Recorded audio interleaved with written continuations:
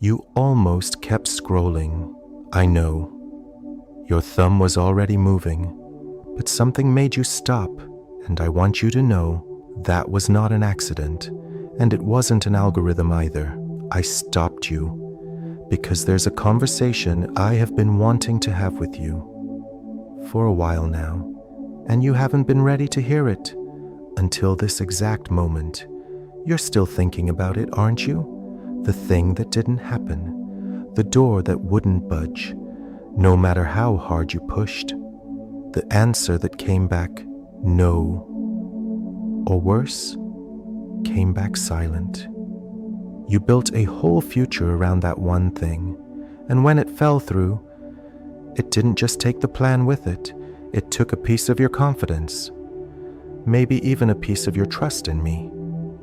I'm not upset that you doubted. Job doubted. David doubted. He wrote entire psalms about feeling abandoned. Even John the Baptist, sitting in prison, sent word asking if I was really the one he thought I was. Doubt isn't the opposite of faith. Silence is often where faith gets forged. So today, I'm not here to scold you for asking why. I'm here to finally answer it. That door you're still grieving? I didn't close it to punish you. I closed it because I was standing in the doorway myself, and I wasn't going to move. Stay with me for a few minutes. This is going to reframe more than one season of your life. The story you've been telling yourself. Let's start with the version of events you've been carrying around. In your version, you did something wrong. You prayed with the wrong wording, or not enough faith, or you weren't obedient enough. And that's why the door shut. In your version, everyone else's path forward is smoother than yours. In your version, I am distant, watching from somewhere far off, uninvolved, maybe even a little disappointed in you. I want to gently interrupt that story. Not because your pain wasn't real, it was, but because the explanation you've attached to it isn't mine. It's fear's explanation, and fear is a terrible theologian. Here's what actually happened, and I want to use a picture instead of just telling you. Think about Peter walking toward me on the water in the middle of that storm on the Sea of Galilee. Everything was fine. Until he looked down at the waves instead of at me. He started to sink, and I didn't let the sea have him. I grabbed his hand before he went under. From where Peter stood, sinking felt like failure. From where I stood, it was the moment I reached out, and he felt my grip for the first time. In a way he never would have on dry land, some of what you've labeled. As failure in your life is actually the moment I reached for you. You just couldn't feel the reach yet, because you were still looking at the water. I'm not asking you to pretend the disappointment didn't hurt. I am asking you to consider that the hurt and the rescue happened in the same moment, and you've only had eyes for the hurt. What Egypt looked like from the outside.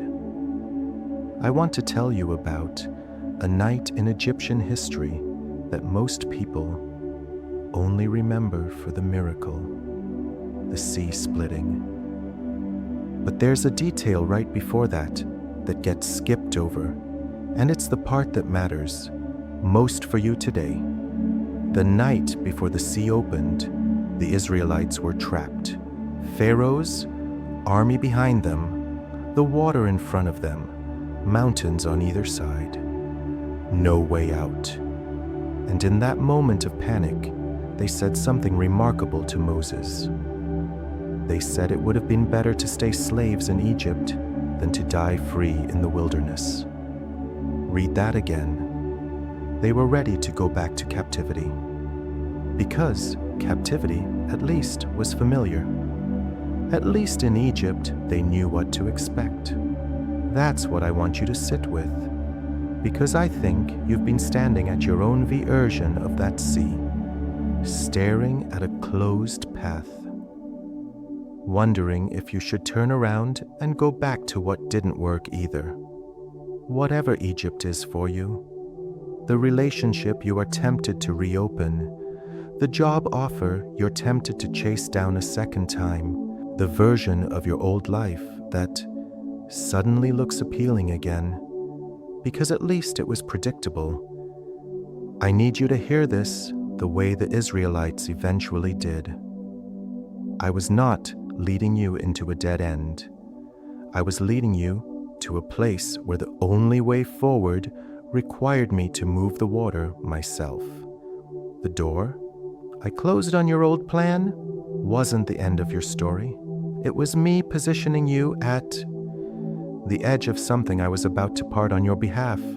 You just haven't seen the parting, yet why not yet isn't never. There's a prophet named Habakkuk who asked me a question a lot like yours. He looked at his nation falling apart around him and basically said, "How long am I supposed to call out to you before you actually do something?" My answer to him wasn't immediate rescue. It was an instruction. Write the vision down, make it plain, and wait. Because it will come and it won't be late, even if it feels slow. I am not going to pretend the waiting is comfortable. It isn't. But I want you to notice something about how that story unfolds. The vision didn't change. The timeline did. And Habakkuk's job wasn't to force the timeline forward. It was to keep the vision written where he could see it while he waited.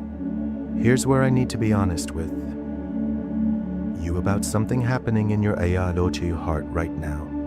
There's a pull you've been feeling toward reopening what I closed, toward reaching back out to that person, reapplying for that thing, forcing your way back into a room I walked you out of. That pull isn't discernment, it's exhaustion, dressed up as initiative. I understand the exhaustion. I'm not asking you to muscle through it on willpower. I am asking you to do what Habakkuk did. Write down what you know to be true about who I am, and let that anchor you while the timeline catches up. Something better is being assembled right now, out of your sight, not because you've earned it by waiting well, but because I already promised it before you ever started waiting. An invitation, not a command. If any part of this is landing on something real in you, there's a verse I'd love for you to sit with. Psalm 27:14. Wait for the Lord, be strong, let your heart take courage, and wait. If you want to, drop the word waiting in the comments. Not as a trend, not because a video told you to, but as your own quiet declaration that you're choosing to trust the timeline instead of forcing it. And if this channel has been a place where you've heard from me before, staying subscribed just keeps that door open between us. No pressure attached to it either way. Sitting with what it actually cost you. Before I go further, I want to slow down because I think I owe you something I haven't given you yet in this message. I owe you the space to just be sad about it. Not sad and quickly redirected toward a silver lining. Just sad for a minute without me rushing you out of it. Hannah understood this kind of sorrow. Year after year she wanted a child and didn't have one, and the ache became so visible that a priest watching her pray assumed she was drunk. That's how raw her grief looked from the outside. She wasn't. She was a woman who had been disappointed so many times that her prayer came out as silent, trembling lips, and nothing else. I didn't rush Hannah. I let her have that season at the temple, pouring out something too heavy for words. So, if you've been carrying a grief that doesn't have clean language yet, if your prayers lately have just been tears, or silence, or the same 3 sentences repeated because you can't find new ones, that's not weak faith. That's Hannah's kind of prayer. I recognize it. I don't need you to perform composure in front of me. You lost more than the thing itself when that door closed. You lost the future you'd already started living inside your head. That's a real loss, and it deserves to be grieved honestly before it gets reframed, so grieve it. And then, when you're ready, not before. Let's keep going. 3 doors I kept you from walking through. I want to get specific with you because generic comfort doesn't hold up under real scrutiny, and you deserve better than generic. The first kind of door looks like connection, but is actually erosion. Think of Joseph, sold by his own brothers, ending up in Potiphar's house, and then Potiphar's wife pursuing him relentlessly, day after day. On paper, giving in would have cost him nothing visible. No one would have known, but it would have cost him the integrity that later made him trustworthy enough to run all of Egypt. Joseph ran from that door, and running looked like losing in the moment. He ended up falsely accused and thrown in prison for it. But the door he refused to walk through was the same door that would have disqualified him from the room he was actually being prepared for. Some of you are grieving a connection I closed off. I need you to consider that I may have seen what Joseph saw before he ran. A version of intimacy that would have quietly disqualified you from something I was preparing you to carry. The second kind of door looks like advancement, but is actually compromise. Daniel and his 3 friends were offered the king's own food and wine in Babylon, the best table in the empire, an honor most captives would have grabbed without a second thought. Daniel asked for vegetables and water instead, because eating from that table meant something spiritually he wasn't willing to trade away. It looked like he was turning down an opportunity. He was actually protecting the exact conviction that later put him in a position of real influence. If a yes would have required you to quietly set aside something you know is right, and I closed that door instead, that wasn't me limiting your advancement. That was me protecting the very thing that makes you useful for what's next. The third kind of door looks like security, but is actually a cage. When the prodigal son finally came to his senses in that pig pen, he wasn't just hungry. He was done pretending that, say, leaving home had been freedom. What looked like independence had actually been a slow narrowing of his life until there was nothing left. Sometimes I let a door close because what was behind, it wasn't captivity dressed as freedom, but freedom I'm offering you, dressed temporarily as captivity. I'm not telling you these stories to make you feel foolish for wanting what you wanted. I'm telling you because I need you to trust that I can see the whole room when you can only see the doorway. Grief that turns out to be rescue. There's a moment in Paul's life that doesn't get talked about enough. He's on a ship bound for Rome, and a storm hits so violently that the crew starts throwing cargo overboard just to survive. For 2 weeks, they don't see the sun or stars. Everyone on board gives up hope of being saved. And then, the ship runs aground and breaks apart, which sounds like disaster until you read the next verse. Every single person on that ship made it to shore alive. The wreck wasn't the tragedy. The wreck was how they got to land. I bring this up because you've been treating a wreck in your life as pure loss, when it might actually have been the mechanism I used to get you somewhere solid. Here's what I'd love for you to practice starting today. When you think about that closed door, try replacing the word loss with the word landing. Not because the wreckage didn't hurt. It did. Paul's crew was terrified for 2 weeks straight. But because the wreckage wasn't. The end of the account. The shore was. You're allowed to stop reliving the storm and start noticing you're standing on solid ground you didn't expect to reach. Something to release if you're ready. Some of you are ready to put something down today, not because a comment count needs to go up, but because naming a thing out loud is often how release actually starts in Scripture. Naming things has always mattered to me. It's the first task I gave Adam in the garden. If it's true for you, you might comment the word released simply as your own marker, your own stone of remembrance, the way Israel used to stack stones by the Jordan to remember what I'd done. And if someone comes to mind while you're hearing this, someone still standing at their own wrecked ship, convinced the wreck was the whole story, you know what to do with that thought? What was being assembled while you waited? Now, I want to turn your attention forward because I didn't interrupt your day just to relitigate the past. Every closed door in your story has a matching, already written next chapter. I don't deal in blank pages.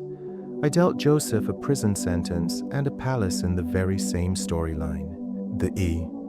Prison wasn't A-T-U-A-I, detour from the palace. It was the hallway that led to it. Here's what I see when I look at it. Where you are right now, underneath the disappointment, I see someone who has developed a kind of resilience that can't be taught in comfort, only forged in waiting. I see faith that's been stress tested and, instead of shattering, learned exactly where its real foundation is. I see discernment you didn't have 2 years ago, the kind that will keep you from walking back into a version of the same trap wearing a different face. Esther didn't know, while she was going through the long, strange process of being prepared for the king's court, that she was being positioned to save an entire nation. She just knew she was in an unfamiliar season with no clear explanation. Mordecai had to tell her after the fact. Who knows whether you were made queen for such a time as this? You may not get the who knows moment until you're much further down the road, but the positioning is happening, regardless of whether you can see the shape of it yet. The next room is being furnished. I'm not going to walk you into it before it's ready. That would only set you up to repeat the same lesson twice. What the enemy does with your memory. I want to warn you about something specific, because I'd rather you see it coming. There's a story about Elijah right after one of the greatest victories of his life. He had just single-handedly defeated 450 prophets of Baal on Mount Carmel. A genuine, undeniable win. And almost immediately afterward, one threat from Queen Jezebel sent him running into the wilderness, sitting under a broom tree, telling me he'd had enough and wanted to die. The man who had just seen fire fall from heaven was, days later, convinced he was alone and finished. That whiplash is not a coincidence. The enemy of your peace is especially active right after a mountaintop moment, or right when you start healing from a valley.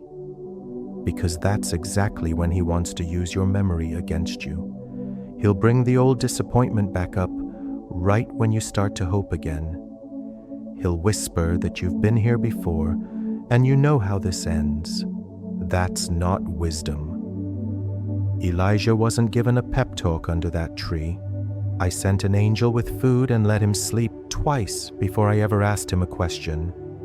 Sometimes what looks like spiritual attack is actually just exhaustion, and the answer isn't more effort, it's rest. And then a small, honest conversation about what's really going on. He'll also try comparison on you, showing you people whose doors seem to open on the first try, suggesting that the difference is something wrong with you. Elijah told me he was the only faithful one left. He wasn't even close. I told him there were 7,000 others he didn't know about. Comparison lies by making your isolation feel like data. It isn't. You simply can't see the other 7,000 from where you're standing. What the wilderness actually built. I want to name something you may not have given yourself credit for. Moses spent 40 years herding sheep in the wilderness before I ever spoke to him from a bush that wouldn't burn up. 40 years is a long time to feel like your life stalled out after a promising start in Pharaoh's palace. But it was in that wilderness, not in the palace, that Moses learned the terrain he'd later lead 2 million people through. Learn patience with slow-moving flocks that would translate directly into patience with a slow-moving, complaining nation. Learn to lead in obscurity before he ever led in front of a crowd. The wilderness wasn't wasted time. It was the only classroom that could have taught him what the assignment actually required. Whatever season you've just walked through that felt like delay, I want you to look at it again with this in mind. What did it teach you about people that you didn't know before? What did it teach you about which voices deserve your trust? What did it build in your prayer life that only happens when the easy answers run out? That's not evidence you were forgotten. That's evidence you were in training. And training doesn't look like progress from the inside of it. For those who are simply tired, I want to speak now to a specific kind of exhaustion. Not the person facing one closed door, but the person who feels like it's been door after door, year after year. The same prayer prayed so many times, it started to feel more like a habit than a hope. Abraham was promised a son, and then waited 25 years before Isaac was born. 25 years of the promise being technically true, and practically, agonizingly delayed. Sarah laughed. Not the joyful kind of laugh, when she was finally told it was actually about to happen, because she'd stopped believing the timeline would ever move. I didn't rebuke her for the laugh.